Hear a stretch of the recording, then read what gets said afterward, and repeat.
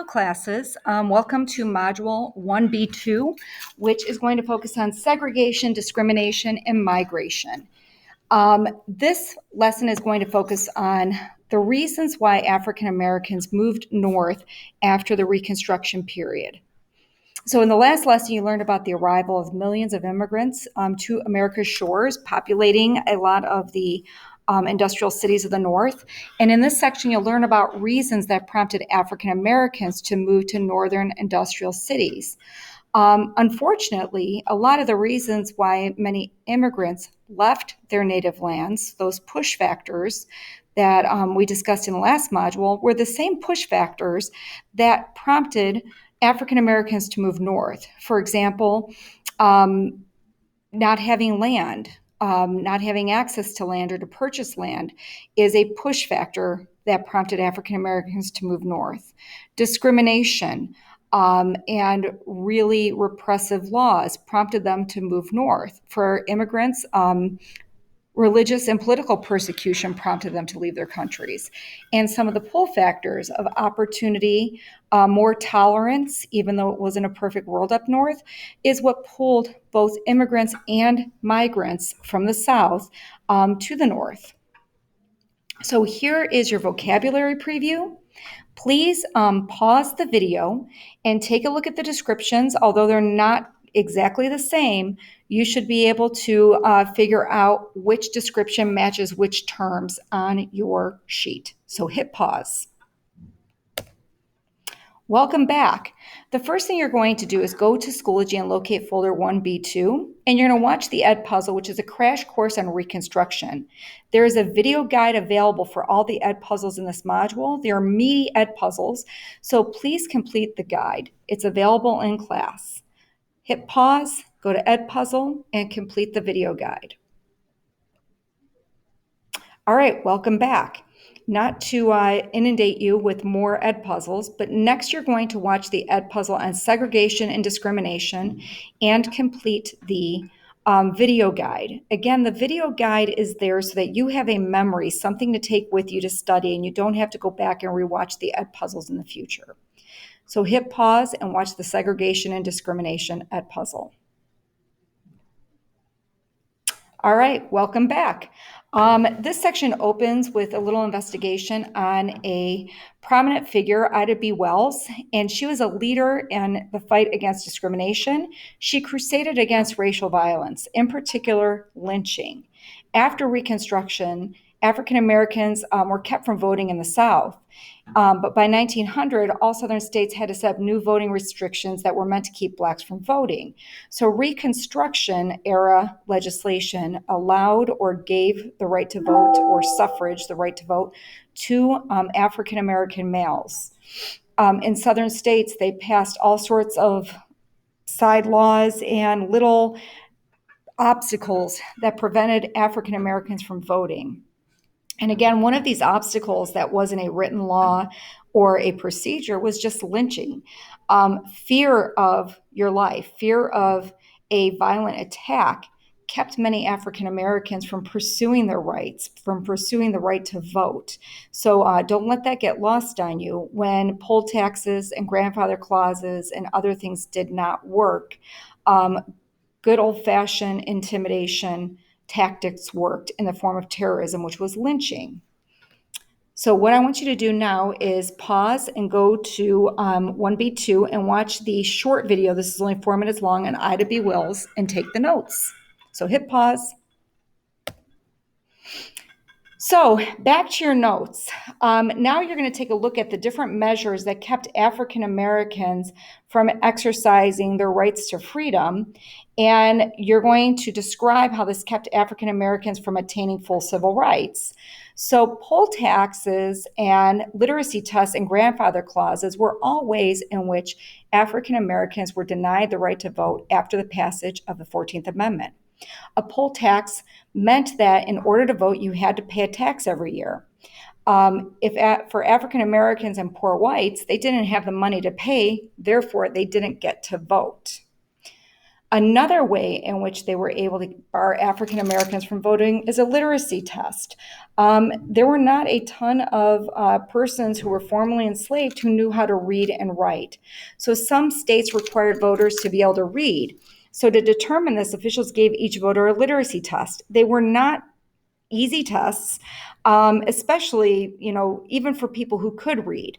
They were difficult tests. And they often gave African Americans more difficult tests. And the officials giving the test could pass or fail people as they wished. Even if they passed it, they got to decide what passing meant. The grandfather clause, when you did have a person who was literate and could pass the literacy test or could afford the poll tax, they needed to figure out a way to bar African Americans from voting, but they also needed to figure out a way to make sure that whites who could not read, who were also illiterate, or could not pay a poll tax because they were poor, could vote. So they added the grandfather clause to their constitutions, and it stated that any person could vote if their father or grandfather was qualified to vote before January 1st, 1867. This date is important because before that time, freed slaves did not have the right to vote. So nobody of color in the South who was once enslaved was allowed to vote. So therefore, the grandfather clause did not allow African Americans to vote. So on your notes page, it says literacy tests, poll taxes, and grandfather clauses. How did this keep African Americans from attaining full civil rights? It did it by not allowing them the right to vote. Racial segregation was another way in which African Americans were not allowed to exercise their full rights. So racial segregation is separating people on the basis of race. This developed in places such as schools, hospitals, transportation systems throughout the South. So the South also enacted what are called Jim Crow laws. These laws separated whites and blacks in private and public places. There were separate bathrooms, drinking fountains, waiting rooms, eating areas. So, for example, just in a nutshell, blacks were not allowed to go wherever they wanted. So they could not exercise their freedom. They weren't allowed to go everywhere. So eventually, a legal challenge to segregation reached the U.S. Supreme Court. But in this case, which is Plessy versus Ferguson, the Supreme Court ruled that separate was equal. So by separating the races in public places, as long as they were equal, it was legal. Now, I think we can understand that the white dining areas were much nicer than the black dining areas. The white water fountains worked and were reliable, whereas the black water fountains didn't. So this was, as they ruled later on in Brown versus the Board of Education, is that separate is inherently unequal. So this case is overturned in 1954 when there is a challenge to this law and how it applies to education, because schools were once segregated, and in 1954 the Supreme Court deemed that separate was in fact not equal. And thus we had to get rid of separate schools for Black students and white students and have one integrated school for everyone. So Jim Crow laws restricted the rights of African Americans because they were not free to go where they wanted to go. So in Plessy versus Ferguson states that separate is equal. So in the next part, you're going to I'll talk through these slides and you're going to fill in the blank with these slides from 8 to 18. So there's resistance to voting restrictions. Some Americans challenged the literacy and the poll tax laws, but the Supreme Court allowed for these to stand. So even though there was a movement to abolish these things, the Supreme Court's ruling with Plessy versus Ferguson allows it. So now we're going to talk about how social customs restricted African Americans. So besides these legal obstacles to voting and to movement, there's also customs. So in addition to laws, customs restricted the rights of African Americans. African Americans had a high standard that they were held to show respect to whites, including children. These customs were belittling and humiliating for African Americans. So, for example, blacks had to yield to the sidewalks for whites. They had to step aside. Black men always had to remove their hats for whites. Violence was another unfortunate social custom. African Americans and others who did not follow the racial etiquette could face severe punishment or death. So, blacks who were accused of violating the etiquette could be what's called lynched. And this is a public display of violence. It's a form of terrorism, and the message was sent to stay in line, to follow these rules, even if they were not laws, because you could be punished, and you could be punished with losing your life. So, as we're going to see in this next portion here, is that blacks migrate north for better paying jobs and social equality.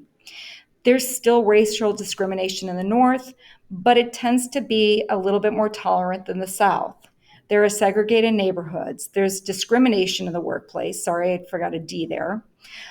Even labor unions that we learned about in the last unit discouraged black membership. Employers hired African American laborers only as a last resort, and they were also fired sooner or for lesser reason than white employees. Sometimes competition between African Americans and working class whites became violent, as in the New York City race riot of 1900. So the threat that white workers felt because African Americans were infiltrating, and again, I don't want to use that as a negative word, they were taking jobs in the North. There was a backlash against them. Again, this is part of that unwritten law. There's no law, it's a custom that you use intimidation, scare people, and then they'll stay in line. So there were African American reformers. In particular, we have Booker T. Washington and W.E.B. Du Bois. So they debated over how to address racial discrimination. So Booker T. Washington argued that blacks should not insist on full legal equality, that he said whites will never allow it. Instead, he said you should focus on learning a trade and earning money and gaining economic power. And eventually, what would happen is blacks would have to be accepted as equal to whites if they have economic power, if they have money, if they are productive members of society. But W.E.B. Du Bois and Ida B. Wells did not agree with him. They demanded legal equality right away. Their ideas were legally we should be equal. And once laws are put into place and upheld that do not allow discrimination, then we will be on our way to getting equal rights. So two different approaches. Booker T. Washington was more of a self-made man. Apply yourself, work hard, improve yourself, and then you'll get full legal equality. It comes gradually. And Du Bois and Ida B. Wells basically said, no, we deserve it, ask for it, and then once we're protected, we will be able to advance. Mexican workers in the Southwest were also subject to discrimination. So particularly the Mexican workers that built railroads in the Southwest, they were forced into what's called debt peonage, which is a system that bound laborers into slavery in order to work off a debt to the employer. So if they owed money to their employer, typically these were living and travel expenses, etc., then they were basically working for free until the employer determined that their debt was paid. As you can imagine, they probably did not always have a very honest system of saying, yes, your debt is paid, because it was easier to use a worker for free, which is like, again, a form of slavery, than it is to say, oh, by the way, you paid off your debt, now I have to start paying you money. So it's not until 1911 that the Supreme Court declared this involuntary peonage a violation of the 13th Amendment, that it was in fact a slavery with a different coat of paint on it. So now you're going to go to the folder 1B.2 and watch the Ed Puzzle on the Great Migration. This will get into reasons why African Americans moved north during this period of time, and also some of the effects of the Great Migration, how this changed the landscape of the United States that we know today. So hit pause and watch the Great Migration video and take notes. All right, welcome back. So now we're going to talk about the Great Migration. So, what was the Great Migration? You just watched a video, so you know a lot of this already. We're just going to summarize it together. The Great Migration was one of the largest movements of people in United States history, so movement within the United States. Approximately 6 million Black people moved from the American South to northern, Midwestern, and Western states roughly from the 1910s to the 1970s. So this takes place over several years, several decades. So, what were push factors in the Great Migration? So, Blacks were pushed by Jim Crow laws, which didn't allow them freedom of movement in the South. This instituted fear in them so that they were afraid if they violated something, and even not violating something could make you a target. Rampant discrimination, segregation, and disenfranchisement. Disenfranchisement is not being able to vote, not being extended the right to vote. And there's also lack of employment in the South. As you saw in the Reconstruction crash course, there's a discussion of sharecropping. Sharecropping was not profitable. Basically, it's an extension of slavery. You still had the same people, white, wealthy plantation owners, in charge of African Americans who were impoverished, and they were just working to live, not to advance themselves. Blacks were also pulled north by the growing employment rates, the availability of jobs in industry. So industrialism was one of the features that also pulled them north. The fact that there were new things, new places, new jobs to have, and then the relative tolerance. The North was not perfect. There was still a lot of racial discrimination, but it wasn't nearly as scary as the South. Um, you didn't have the prevalence of lynching behavior in which you were in fear for your life if you did the wrong thing, if you violated a custom. There was still backlash, but it was better. So it was a less unsafe place to live. All right. And that is the end of our slideshow presentation.